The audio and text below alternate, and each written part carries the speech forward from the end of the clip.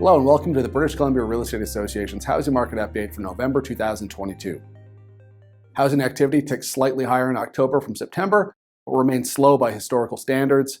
Sales were down 45.5% year over year to 5,242 residential units, and are about 30% below what is normal for this time of year.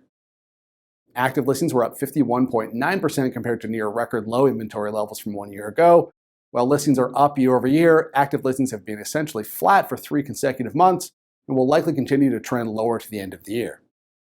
The sales to active listings ratio is at 18% for the province, suggesting markets are roughly in balance. However, there is significant variation between not only regions, but housing types, with some markets in clear buyer's market range. The MLS average price for the province was down 3.1% year over year in October to about $933,000.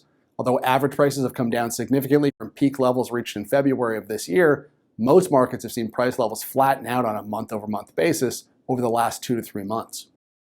Year-over-year increases in the MLS Home Price Composite Index, which unlike average prices are not susceptible to changes in the composition of sales, also shows home prices that are down from peak levels, but generally still higher than at this time last year. The HPI increased 2.1% on a year-over-year basis in Greater Vancouver, and was up 1.6% in the Fraser Valley, 11.5% in Victoria, 9% in the Vancouver Island Port area, 3.2% in the interior, and the HPI price was down 6.9% in Chilliwack. Now let's take a look at market conditions around the province.